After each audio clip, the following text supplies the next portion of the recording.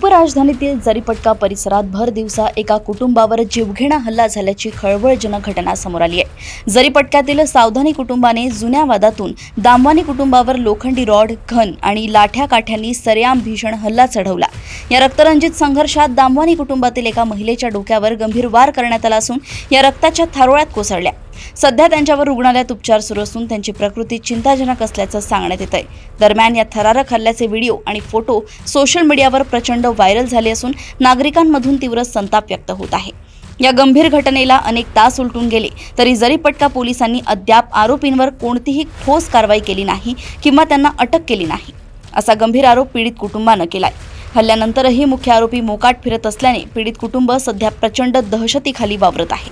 भर चौकात घडलेल्या या घटनेनंतरही पोलिसांकडून दाखवल्या जाणाऱ्या ढिसाळपणामुळे स्थानिक जरीपटका पोलिसांच्या भूमिकेवर आणि नागपूरच्या कायदा सुव्यवस्थेवर आता मोठे प्रश्नचिन्ह निर्माण झाले आहे। साधवानी आणि भिराणी कुटुंबियामध्ये त्यांचंच घर घेण्याच्या कारणावरून वाद होत होता। त्याच्यावरून त्यांच्या दोन्ही कुटुंबियामध्ये झगडा झाला। त्यांचीच मुलं, पत्नी, यांचे भाऊ वगैरे सगळं एकत्रित त्यांनी वाद केला।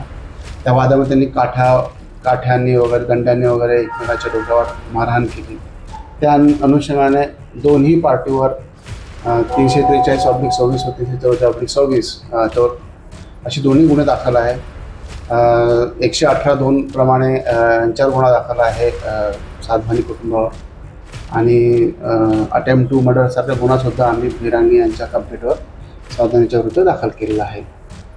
दोन्ही आरोपी सध्या ज्या ठिकाणी आहे नाहीत, फरार आहेत। त्यातले काही आरोपी अँटिसिपेटेड बेलला गेलेले आहेत। आरोपींचा शोध चालू आहे। अटक करून पुढील कारवाई करण्याची तजवीज ठेवली आहे। पोलिसांनी परिपूर्ण कारवाई केलेली आहे। आरोपींचा शोध चालू आहे। अगदी बरोबर आहे। कसलाही दोन कुटुंबामध्ये वाद असेल तर त्यांनी तसं पोलिसांना रितसर कंप्लेंट करावं। पोलीस नक्कीच कायदेशीर कारवाई करणार आहेत। तसंच कोणतीही घटना घडली तर आम्ही लगेच कायदेशीर कारवाई करत असतो। नागरिकांना आम्ही एक आवाहन करतो की कोणत्याही अफवेवर विश्वास ठेवू नका, एवढंच आवाहन करण्यात आलं।